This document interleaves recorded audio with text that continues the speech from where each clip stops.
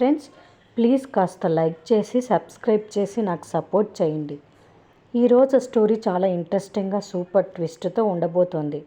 ఇంకా స్టోరీలోకి వెళ్తే, నీ తండ్రిని నేనే దీప, నా చేతులపైనే నీ పెళ్లి అందరి ముందు చెప్పేసిన దశరథ్ సూపర్ ట్విస్ట్గా ఉండబోతోంది.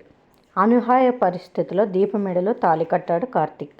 అయితే ఈ తాళిని తెంపేసింది జ్యోత్స్న.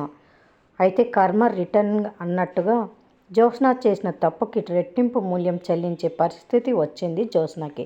దీపి నిజమైన వారసురాలని కార్తీక్ తెలుసుకోవడం, ఇప్పుడు తన తల్లిదండ్రుల చేతులపైనే దీపకి కార్తీక్తో పెళ్లి జరగడంతో కథ రసవత్రంగా మారింది. నిన్నటి ఎపిసోడ్లో జ్యోత్స్న తన అసలు తండ్రి దాసుని కలిసి దీపే నిజమైన వారసురాలని, నువ్వు నిజం చెప్తే నేనైనా చస్తా, లేదంటే దీపనైనా చంపేస్తానని శపథం చేసి వెళ్తుంది. ఇంకా ఈరోజు స్టోరీలోకి వెళ్తే, కార్తీక్ పెళ్ళికి రానని చెప్పి మాట తప్పిన నీలాంటి దరిద్రపు అల్లుడితో నాకు మాటలేంటి పో అని అంటుంది పారు. దాంతో శ్రీధర్, హలో అత్తయ్య గారు, నేను వచ్చింది పెళ్లి కొడుకు తండ్రి హోదాలో, నేను ఒక్కడనే కాదు బ్యాచ్ మొత్తం దింపా అని అంటాడు. ఇంతలో దీప, కార్తీక్, శౌర్య, కాంచనలు ఎంట్రీ ఇస్తారు. రే కార్తీక్, ఏంట్రా ఇదంతా అని పారు అంటే, మగపెళ్లివారు అని పంచ్ ఇస్తుంది దీప.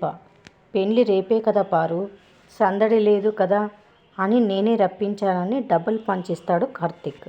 నీ తాత చూస్తే నీ తాట తీస్తాడని పారు అనడంతో, ఓసి నా పిచ్చి నా పారు, వీళ్ళని పిలిచింది నువ్వే అని చెప్తా అని అంటాడు కార్తీక్. రే అంత పని చెయ్యకురా, మీ తాత నన్ను చంపేస్తాడు అని పారు అనడంతో, లేకపోతే మేము చూస్తామా ఏంటి, మరదలు పిల్ల దీప, వీళ్ళందరినీ ఎవరు రమ్మన్నారో చెప్పు అని అంటాడు కార్తీక్. దాంతో దీప, పారిజాతం గారే ఫోన్ చేసి పిలిచారు అని అంటుంది. దాంతో నోరెళ్ళ పెట్టిన పారు, వామ్మో ఇది చెప్పిందంటే ఆ ముసలోడు నమ్మేస్తాడు, ఈ మొగుడు పెళ్ళాలు కలిసి నా చావుకి ముహూర్తం పెట్టేశారే అని అనుకుంటుంది. ఇంతలో శివనారాయణ రావడం చూసిన దీప, బావా పెద్దయ్య వస్తున్నాడు అని అంటుంది. రాని రాని, మనకేంటి భయం, పిలిచింది పారు కదా అని బుక్ చేసేస్తాడు కార్తీక్. రే మీ పెళ్ళి నా చావుకొచ్చింది కదా అని అక్కడ నుంచి పారిపోతూ ఉంటుంది పారు. ఇంతలో సుమిత్ర వచ్చి, మీరంతా ఎందుకు వచ్చారు అని అడుగుతుంది. నేనే రమ్మన్నానమ్మా అని అంటాడు శివనారాయణ. అది విన్న పారు, వారిని వీళ్ళని పిలిచింది ఈ ముసలోడా, రే కార్తీక్ నువ్వు ఖతర్నాక్విరా అని దాక్కున్నది బయటికి వస్తుంది. ఇంతలో జ్యోత్స్న బయటికి వచ్చి, పెళ్ళి రేపు కదా, వీళ్ళని ఇప్పుడెందుకు పిలిచావు తాత అని అడుగుతుంది. ఉండటానికి ఇక్కడికి పిలిచాను, వీళ్ళు ఇక్కడే ఉంటారు అని అంటాడు శివనారాయణ. ఇక్కడే ఉండడం ఏంటి అని పారు అనడంతో, ఏం లేదు పిన్ని, ఇప్పుడు మనం ఆడపిల్లి వాళ్ళం కదా, దీప పుట్టింటి వాళ్ళం, కాంచన వాళ్ళు మగపెళ్లి వాళ్ళు, అంటే కార్తీక్ పుట్టింటి వాళ్ళు ఆనవాయితీ ప్రకారం మగపెళ్లి వాళ్ళని ముందు రోజు పిలిచి విడిది ఇచ్చి మర్యాదలు చేయాలి కదా, అందుకే నాన్న చెప్పగానే అందరినీ పిలిచాను అని అంటాడు దశరథ్. పనోళ్ళ పెళ్ళికి ఇంత అవసరమా అని అంటుంది పారిజాతం. దాంతో శివనారాయణ నోర్ముయ్ అని అంటాడు. అంటే మీరు కార్తీక్ని సొంత మనవడిగా చూస్తున్నారా అని అంటుంది పారు. అది ఇప్పుడు అవసరం లేని విషయం, నేను ఏది చేసినా పద్ధతిగానే చేస్తాను, కార్తీక్ కోరుకున్నట్టుగా వాళ్ళకి పెళ్లి చేస్తానని మాట ఇచ్చాను, నేను మాట ఇచ్చానంటే జరగాల్సిందే, పెళ్ళి అయ్యే వరకు వీళ్ళు ఇక్కడే ఉంటారు, వాళ్ళకి ఏ లోటు రాకూడదు అని ఆర్డర్ వేస్తాడు శివనారాయణ. దాంతో కాంచన నానా అని ప్రేమగా పిలుస్తుంది. పట్టించుకోకుండా వెళ్ళిపోయిన శివనారాయణ, వాళ్ళకేం కావాలో చూడు దశరథ అని చెప్పేసి వెళ్ళిపోతాడు శివనారాయణ. ఇక్కడ మేము కూడా ఉన్నాం, మమ్మల్ని కూడా కాస్త పట్టించుకోండి అని అంటాడు శ్రీధర్ వెటకారంగా. మీకు కూడా మర్యాదలు ఉన్నాయి అని అంటాడు దశరథ్. వీళ్ళంతా వస్తున్నారని నాకు ఒక మాట చెప్పాల్సిందని కోపంగా అక్కడి నుంచి వెళ్ళిపోతుంది సుమిత్ర. నాకు మర్యాద తగ్గితే వెంటనే వెళ్ళిపోతాను అని శ్రీధర్ అనడంతో, మీకేం కావాలో చెప్పండి నేను చేస్తా అని అంటుంది దీప. దాంతో దశరథ్, అమ్మా దీప, ఇప్పుడు నువ్వు పెళ్లి కూతురివమ్మా, నేనే నీ తండ్రిని, తను పెళ్ళికొడుకు తండ్రి అంటే నా వియ్యంకుడు, మర్యాదలన్నీ నేనే చేస్తానమ్మా అని ఎమోషనల్ అవుతాడు.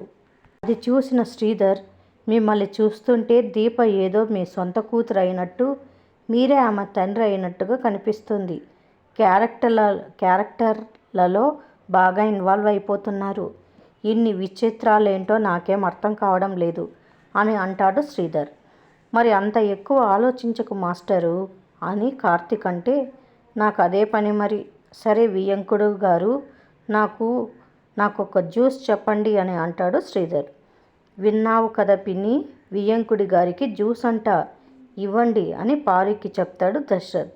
దాంతో పారు మండిపోతుంటే, జ్యూస్లో ఐస్ కాస్త ఎక్కువ, షుగర్ తక్కువ, మిల్క్ కాస్త ఎక్కువ వేసినా పర్లేదు అని ఇంకా మండేటట్టు చేస్తాడు శ్రీధర్. కాస్త ఎక్కువ చేస్తున్నట్టు లేదు మాస్టరు అని కార్తీక్ అంటే, దొరికిన అవకాశాన్ని వాడుకోవాలి కదా, అందరినీ ఓ ఆట ఆడుకోను అని తెగ బిల్డప్ కొడతాడు శ్రీధర్. ఇక పారు అయితే, ఏరా మనవడా, నాతో ఆడుకుంటావా అని అంటే, ఇప్పుడు ఏమైంది, ముందు ఉంది అసలు సినిమా, అసలు సిసలు ఎంటర్టైన్మెంట్ నీతోనే అని అంటాడు కార్తీక్. అనంతరం నా పెళ్ళికి రావాల్సిన వారు ఇంకా ఉన్నారు, వాళ్ళు ఎందుకు రాలేదో కనుక్కోవాలి అంటూ కావేరికి ఫోన్ చేస్తాడు కార్తీక్. పెళ్ళికి ఎందుకు రాలేదు చిన్నమ్మ, నీ కొడుకు పెళ్ళి చూడాలని నీకు లేదా? ఆ వాళ్ళందరి ముందు పెళ్ళి జరగాలని నేను అనుకుంటున్నాను కదా చిన్నమ్మ అని అంటాడు కార్తీక్. నీ వాళ్ళంతా అక్కడే ఉన్నారు కదా అని కావేరి అనడంతో, నీకు నాకు ఏ బంధం లేదా చిన్నమ్మ అని ఎమోషనల్ అవుతాడు కార్తీక్. నాకు నువ్వు తప్ప ఇంకెవరున్నారు బాబు అని కావేరి అంటే, ఆ మాట నిజమైతే వెంటనే బయలుదేరిరా అని అంటాడు కార్తీక్. నేను రాలేను బాబు, ఒకప్పుడు ఎలా ఉన్నానో నాకు తెలియదు, కానీ ఇప్పుడు మనిషిగా బతుకుతున్నా. తన భర్తని నేను లాక్కున్నా కూడా నాకు మీ అమ్మ చెల్లెలి స్థానం ఇచ్చింది, నా బిడ్డకి కూతురు స్థానం ఇచ్చింది. అక్క లాంటి మనిషికి నేనేం చేయగలను కార్తీక్? దీపకి నీకు పెళ్ళి జరుగుతుంటే నాకు పండగే. ఆ పండగలో నేను లేకపోతేనే నువ్వు సంతోషంగా ఉంటావు. అక్కకి దక్కాల్సిన గౌరవం దక్కుతుంది. ఎవరో ఏదో అనుకుంటారని కాదు, పెళ్ళికి వచ్చిన బంధువులు మీ అమ్మని తక్కువ చేయకూడదు. ఆ అవమానం నా వల్ల అసలే వద్దు. అక్క గౌరవం నిలబడటం కంటే నాకేం వద్దు కార్తీక్ అంటూ ఏడిపించేస్తుంది కావేరి. నువ్వు కూడా నన్ను ఏడిపిస్తున్నావేంటి చిన్నమ్మ? మేం నీకు మా పక్కన నిలబడే చోటు మాత్రమే ఇచ్చాం, కానీ నువ్వు మమ్మల్ని గుండెల్లో పెట్టుకున్నావు అని కన్నీళ్లు పెట్టుకుంటాడు కార్తీక్. నేను నా భర్త మీకు అన్యాయం చేశాం, అది సరిదిద్దుకుంటున్నాను అంతే అని అంటుంది కావేరి. ఇంకోసారి ఈ మాట అనొద్దు చిన్నమ్మ, మోసం చేసింది నువ్వు కాదు మాస్టారు, నువ్వు రాకపోతే చెల్లిని పంపించొచ్చు కదా అని అంటాడు కార్తీక్.